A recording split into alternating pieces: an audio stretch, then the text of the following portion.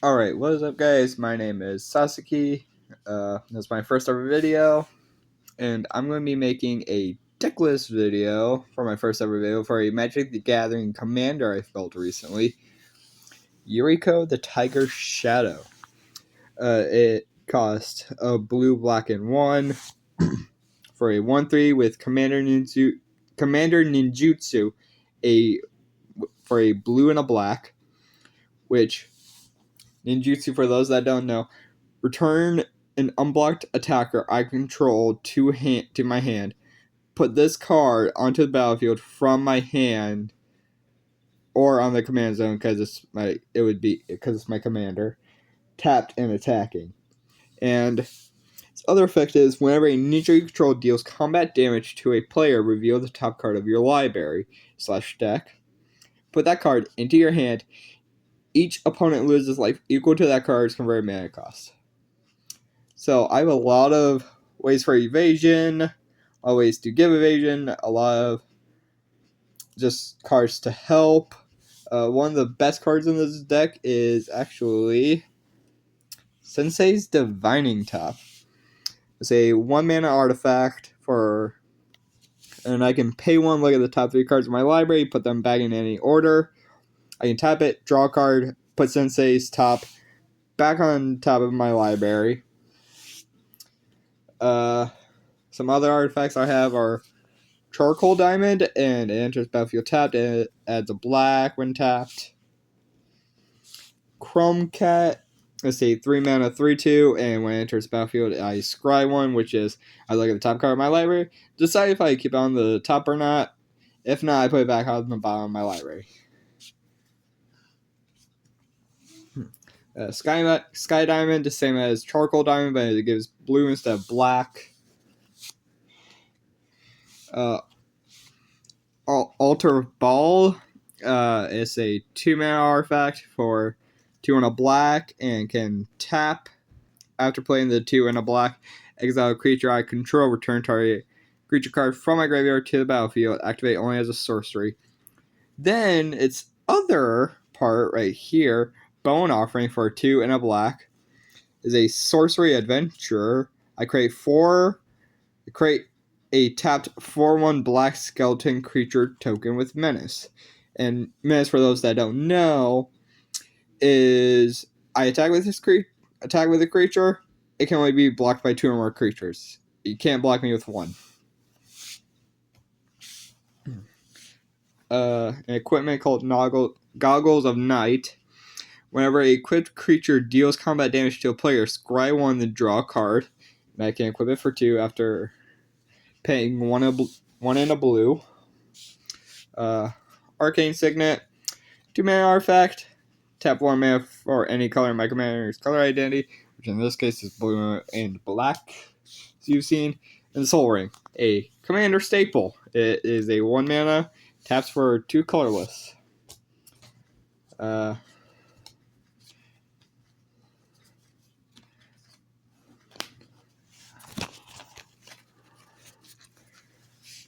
These are all my lands, a combination of swamps and islands, and then a Black Dragon Gate, which enters tapped, choose a color other than black, then I can tap it for a black or 1 mana of the chosen color.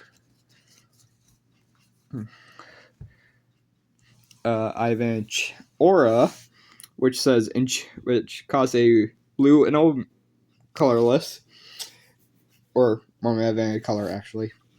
And it says, enchant creature. When locked in the cemetery, enters the battlefield. If there are 5 or more cards in your graveyard, tap enchanted creature. Enchanted creature does not untap during its controller's untap step. I have some other enchantments that are sagas. This one is called Braid's Frightful Return. For those that don't know what sagas are, they start on the first chapter, the one right here, and then on your next turn, when you draw a card, you go on to the second one, then the third one on the next turn as well. Braid says, for chapter 1, you may sacrifice a creature. If you do, each opponent discards a card.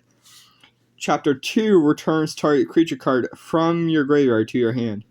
Chapter 3 says target opponent may sacrifice a non-land, non-token permanent. If they don't, they lose 2 life and I draw a card. The second one is the Long Reach of Night for 3 and a black. First and second chapter say each opponent sacrifices a creature unless they discard a card. Then the third one is exile the saga and then return to the battlefield, transferring your control, which is just flipping it. It is a 0/4 with menace, and whenever it attacks, it gets +X+O until end of turn, where X is the number of creature cards in the defending player's graveyard. Some creatures I have that don't do any evasiveness or anything. Expendable Lackey is a blue mana for 1/1, and tap 1 of blue and exile Expendable Lackey from my graveyard. Create a 1/1 blue fish creature token with this creature can't be blocked. Activate only as a sorcery, which means I can only activate on my turn. Sonic Snoop is 2 and a blue for a 0/3 with flash. When it enters the battlefield, it conveys, which is I draw a card, then discard a card. If I discard a non-land card, play 1/1 counter on Sonic Snoop. Then we have Curious Homunculus, which is a 1 and a blue for a 1/1 with tap, add colorless to your mana pool, spend this mana only to cast an instant or sorcery. Oh. Sorry. At the beginning of your upkeep, if there are 3 or more instances or sorcery cards in your graveyard, transform Curious Homunculus. So it becomes this Curious Reader as a 3/4 with Prowess, which is whenever I cast a non-creature spell, this creature gets +1/+1 until end of turn. And instant sorcery spells I cast costs 1 less to cast. Then there's also Vicious Battle Rager, which is a 3 and a black for a 1/5, and when it enters the battlefield, I take initiative, which is a D&D mechanic for Magic. Spiked Retribution. Whenever this card becomes blocked by a creature, that creature's controller loses 5 life. Zenarium Bandit for a 1 black for a 2/1. And whenever it attacks, I may pay 1 life. If I do, create a treasure token, which is just tap, sacrifice, add 1 mana of any color. And Slitherwisp is a blue and 2 black for a 3/2 with flash. Whenever I cast another spell that has flash, I draw 1 card and each opponent loses 1 life. Which I actually do have another creature with flash in here, but we'll see that later. Here's Ovar the All-Form, which is a 3, which costs 3 and a blue for a 3/3 changeling, which means it's every creature type.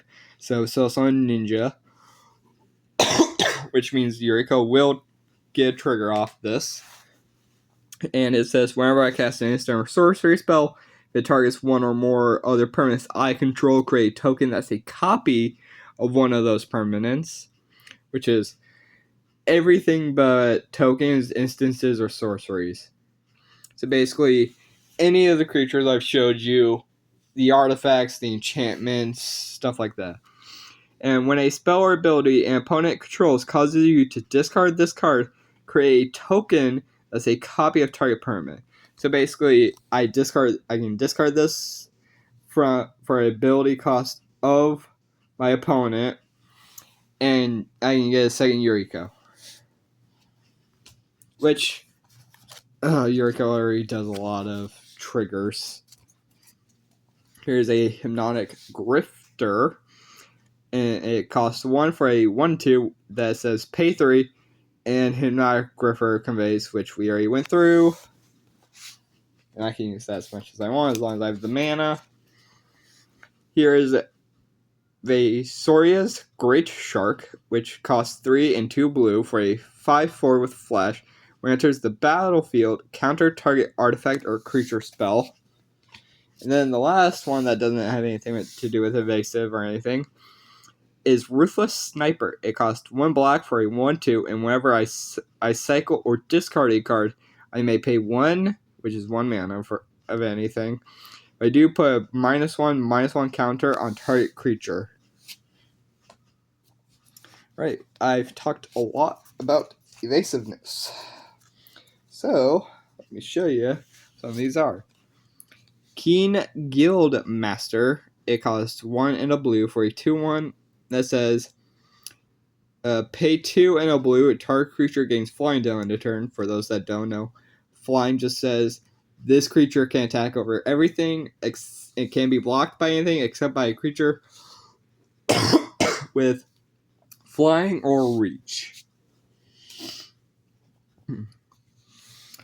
Shift Gear Drake.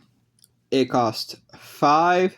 It is a 2/4 and says flying and haste. So basically, haste allows it to attack or do anything on the turn it is summoned.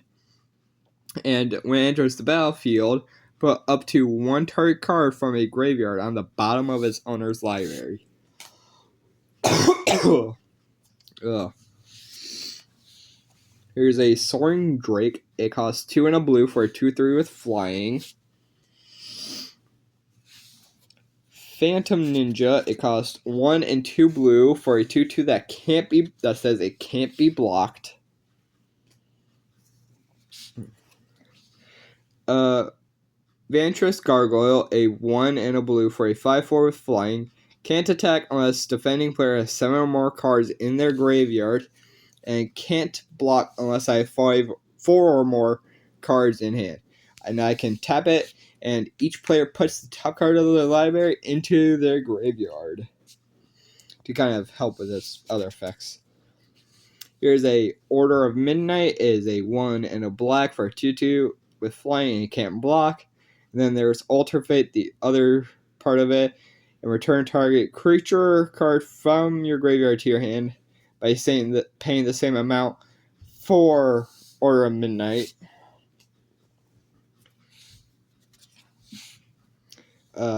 Midnight Assassin, 2 and a black for a 1/2 with flying and Death Touch. Basically, Death Touch is whenever this card is blocked or blocks another creature, anything that it does that to dies instantly.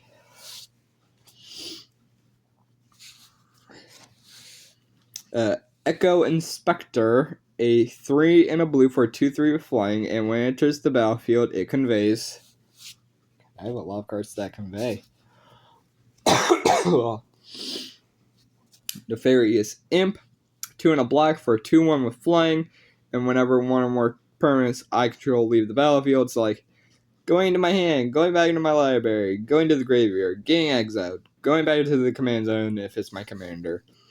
It allows me to scry 1 every time. Oceanus Dragon, and is a 4 and 2 blue for a 3/5 with flying. When it enters the battlefield, tap target creature and opponent controls and goad it. And goading means until my next turn, that creature attacks each combat if able, and attacks a player that is not me. Soulblade Jin, which is 3 and 2 mana for 4/3 with flying, and whenever I cast a non-creature spell, creatures I control get +1/+1 until end of turn. Which isn't really that helpful because Yuriko mostly likes to do big damage by revealing cards. Cradle of Baldur's Gate is a blue and a black for a 1/3, and when it deals combat damage to a player, that player loses 1 life, and mills a card, then I gain 1 life and scry 1. Whenever I attack, I may pay 2 mana. If I do, target creature can't be blocked this turn. So basically, if I had enough mana and this card was out, I could make everything unblockable.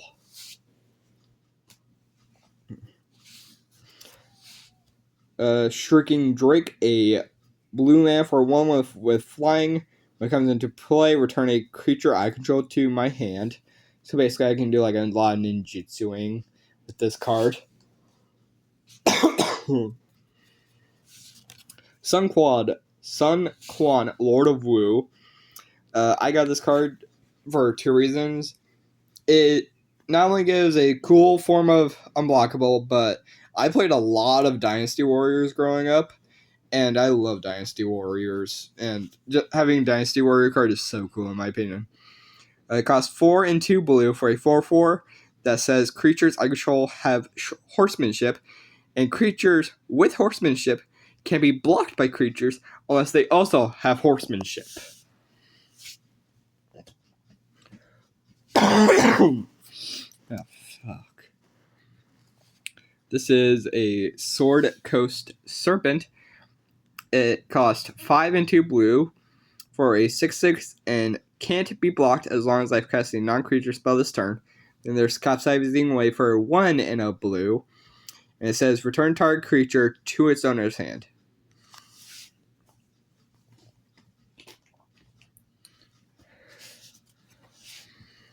Here is a Inkrise Infiltrator. Costs a 1 and a black for a 1/2 with flying. And I pay 3 and a black, and it gets +2/+2 until end of turn. I have quite a few ninjas in this deck, so that's quite helpful. Crow of Dark Tidings, a 2/1 that costs 2 and a black that has flying, and when it enters the battlefield or dies, I mill 2 cards, which is put the top 2 cards of my library into my graveyard. There was another card under there. Wind Reader Sphinx is a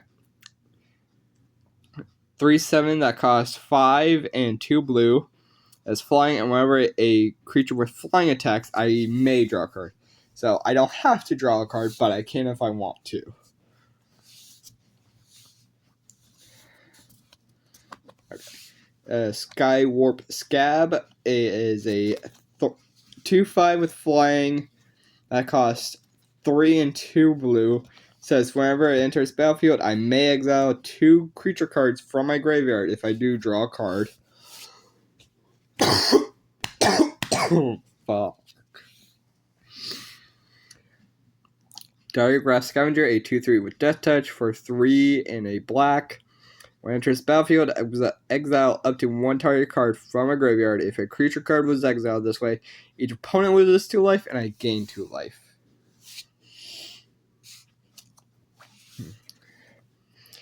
Azure Fleet Admiral is a 3/3 that costs 3 and a blue and says when it enters the battlefield, I become the monarch. Basically, I get a token/crown that says at the end phase, draw an extra card. If a creature deals combat damage to me, its owner gets monarch. And Azure Fleet Admiral can't be blocked by creatures the monarch controls.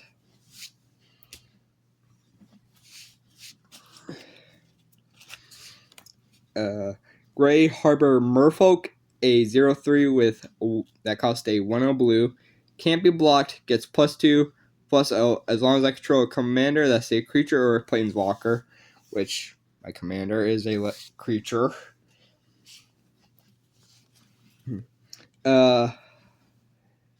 Lemmergrind Gargoyle, a 4/4 with flying that costs 6 mana. A Searchlight Companion that costs 3 for a 1/1 with flying. When it enters battlefield, I create a 1/1 colorless spirit creature token.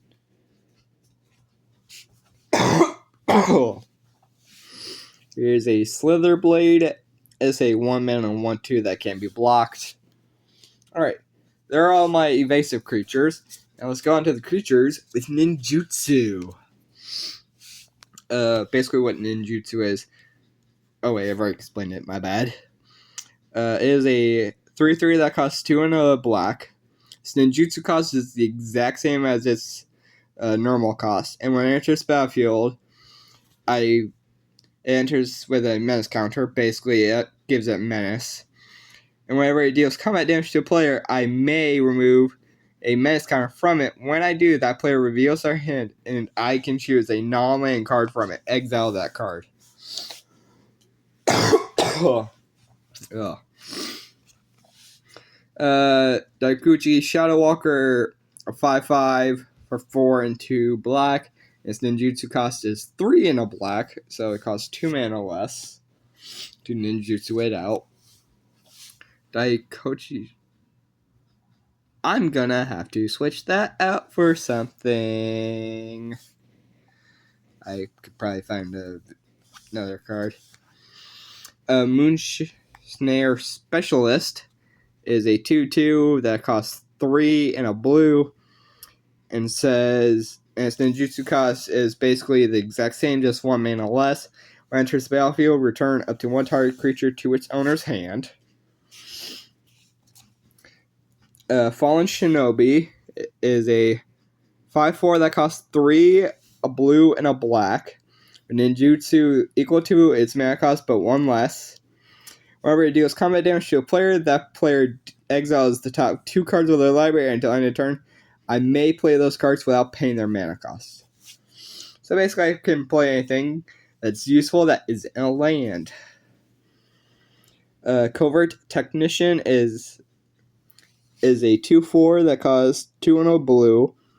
Its ninjutsu cost is the exact same as its normal cost, just minus 1 mana. And whenever a Covert Technician deals combat damage to a player, I may put an artifact card with mana value less than or equal to that damage from my hand onto the battlefield.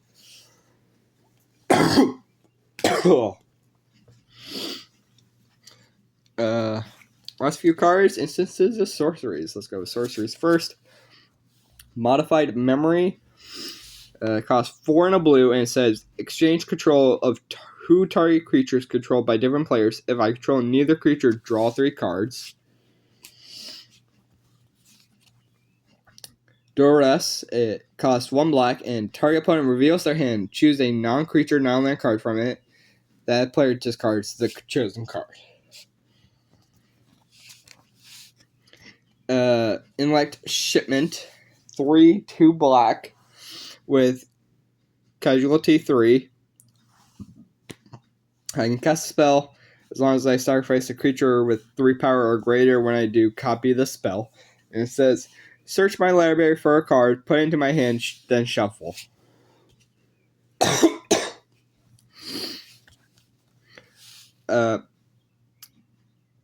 Myrakul's Edict for 1 and a black. It says roll a d20. 1 through 9, choose an opponent. That player sacrifices a creature.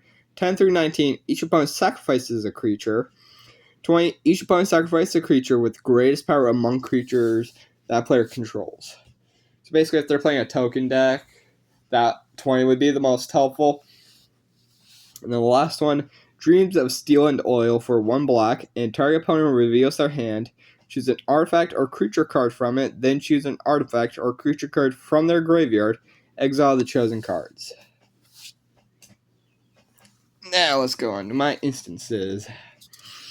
Oblivia's Midnight Ambush for 1 and black. Target creature gets -2/-2 until end of turn. If it's night, then that creature gets -13/-13 until end of turn.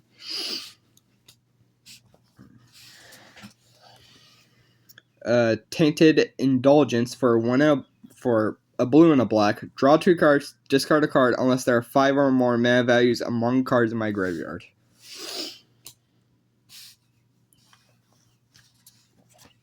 Cancel. It's basically just counterspell, but +1 mana. Just counters target spell.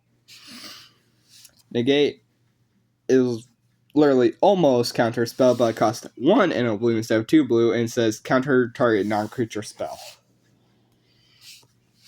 And the last card, Obnixilus's Cruelty for 2 and a black. Target creature gets -5/-5 until end of turn.